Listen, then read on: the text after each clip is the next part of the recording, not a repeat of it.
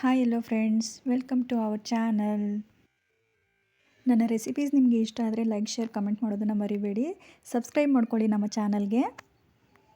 ಹಾಗಲಕಾಯಿ ಬಜ್ಜಿ ಇದನ್ನು ಯಾವ ರೀತಿ ಮಾಡೋದು ಅಂತ ನೋಡೋಣ ಬನ್ನಿ.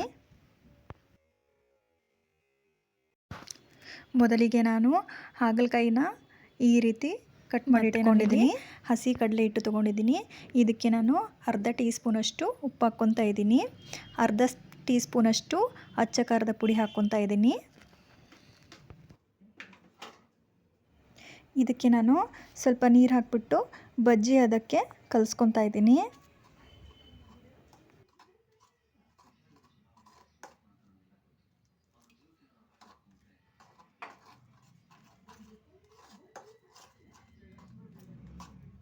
ನೋಡಿ, ಈ ಥರ ಕನ್ಸಿಸ್ಟೆನ್ಸಿ ಬಂದರೆ ಸಾಕು.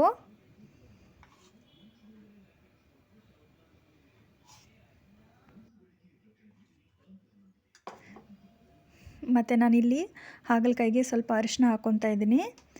ಒಂದು ಅರ್ಧ ಟೀ ಸ್ಪೂನಷ್ಟು ಉಪ್ಪು ಹಾಕ್ಕೊತಾ ಇದ್ದೀನಿ. ಇದನ್ನೆಲ್ಲ ಚೆನ್ನಾಗಿ ಕಲಿಸ್ಕೊಳ್ಳೋಣ.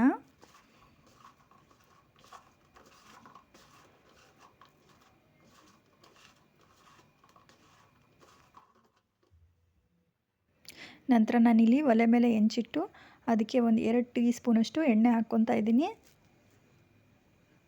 ಅದಕ್ಕೇ ಹಾಗಲಕಾಯಿ ಎಲ್ಲ ಹಾಕ್ಬಿಟ್ಟು ಫ್ರೈ ಮಾಡ್ತಾಯಿದ್ದೀನಿ. ಇಷ್ಟು ಫ್ರೈ ಮಾಡಿದರೆ ಸಾಕು. ಇದನ್ನೆಲ್ಲ ನಾನು ಎತ್ತಿಟ್ಕೊತಾ ಇದ್ದೀನಿ.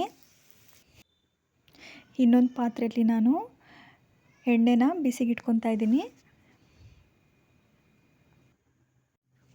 ಎಣ್ಣೆ ಬಿಸಿ ಆದಮೇಲೆ ಆವಾಗಲೇ ಕಲಸಿಟ್ಕೊಂಡಿದ್ದೆ ಅಲ್ವಾ ಹಸಿ ಕಡಲೆ ಹಿಟ್ಟು, ಅದರಲ್ಲಿ ಹಾಗಲಕಾಯಿ ಹಾಕ್ಬಿಟ್ಟು ಡಿಪ್ ಮಾಡ್ತಾಯಿದ್ದೀನಿ.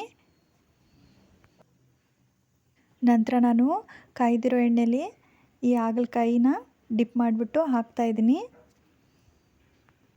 ಇದನ್ನು ಗೋಲ್ಡನ್ ಬ್ರೌನ್ ಬರೋವರೆಗೂ ಹುರ್ಕೊಂಡ್ರೆ ಸಾಕು.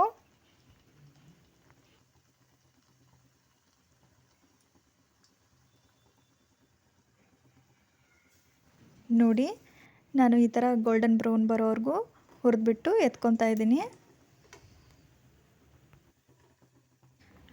ಹಾಗಲಕಾಯಿ ಇಷ್ಟ ಇಲ್ಲ ಅನ್ನೋರು ಒಂದ್ಸರಿ ಈ ಥರ ಬಜ್ಜಿ ಮಾಡ್ಕೊಂಡು ತಿನ್ಬೋದು. Thank you for watching my channel.